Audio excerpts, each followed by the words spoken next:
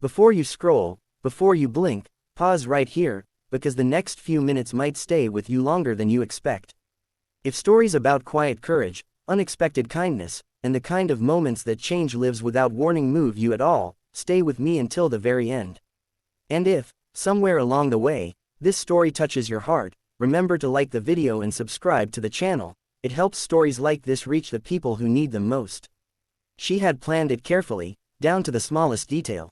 Leave quietly. Don't draw attention. Don't let anyone notice the worn edges of her coat or the way her hands shook when she counted the last few bills in her wallet. She chose a corner table near the door, the kind of place where people sat only when they wanted to disappear. The restaurant hummed with low conversation and clinking plates, warm and alive in a way that made her feel even more invisible. All she wanted was to get through this meal and go.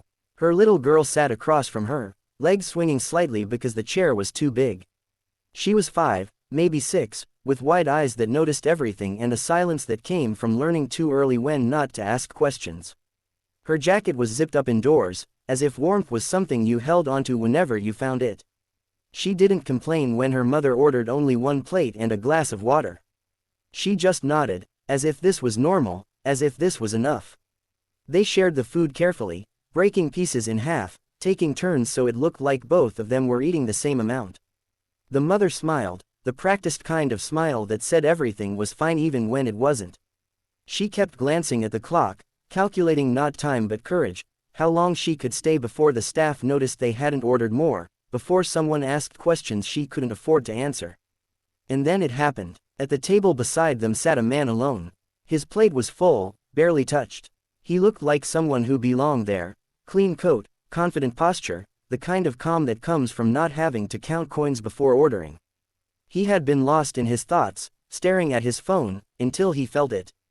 That unmistakable sensation of being watched. He looked up. The little girl wasn't staring at him. She was staring at his plate. Not greedily, not rudely, just quietly, with a softness that broke something open in his chest. Her eyes followed the steam rising from his food, the way the light caught the silverware. She didn't ask, she didn't reach, she simply looked, as if committing the image to memory. Her mother noticed a second too late. She gently turned the child's face away, whispering something meant to sound casual but edged with apology and fear. The man saw the color drain from her face when she realized he had noticed. He saw the way her shoulders tightened, preparing for embarrassment, for judgment, for the unspoken rule that people like her were supposed to stay unseen. She gathered her purse, already planning to leave early, to avoid trouble, to avoid shame. But the man stood up. "Excuse me," he said, his voice calm but certain.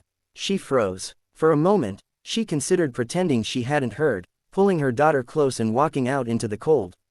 She had done that before. Survival had taught her how.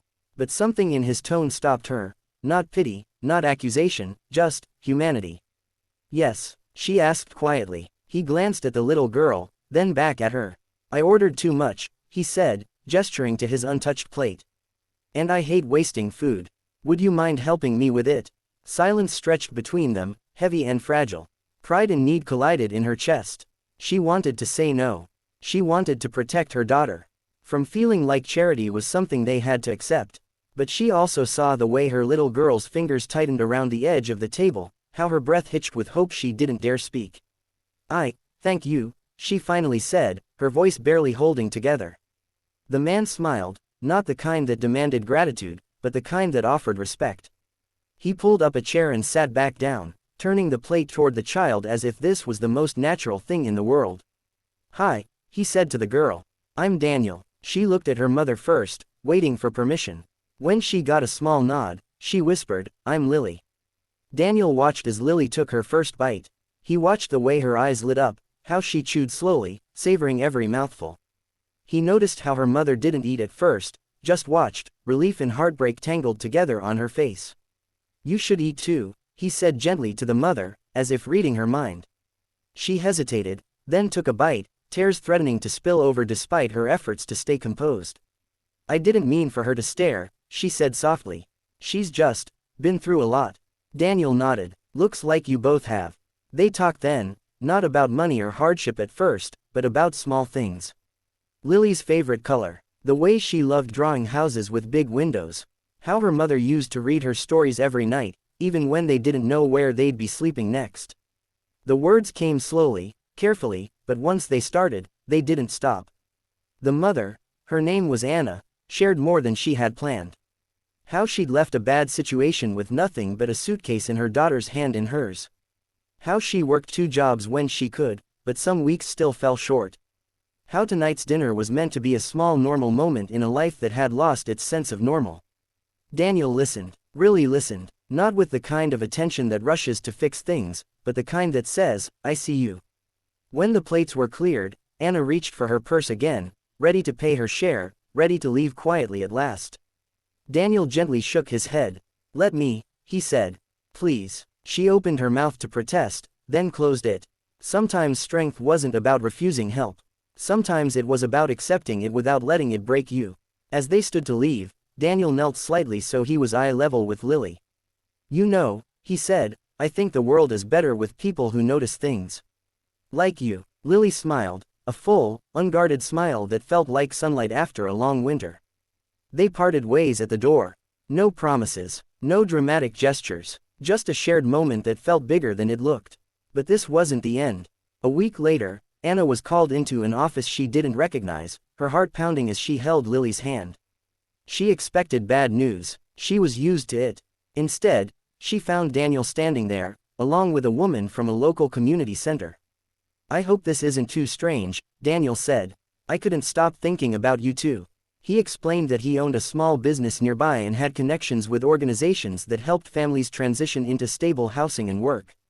Not handouts, opportunities, real ones. He offered Anna a job, flexible hours, fair pay, help with childcare, a path forward. Anna cried then, openly, the kind of tears that come when hope returns after you've stopped expecting it.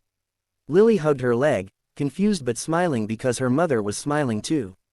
Months passed. Life didn't magically become easy, but it became possible.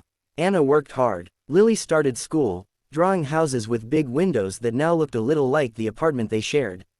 Sometimes they went back to that same restaurant, sitting not near the door but by the window.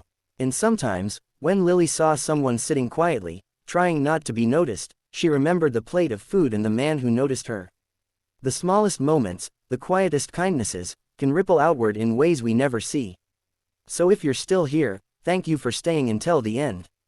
If this story reminded you that compassion matters, that noticing someone can change everything, take a second to like the video and subscribe to the channel. You never know whose story might be waiting to be seen next.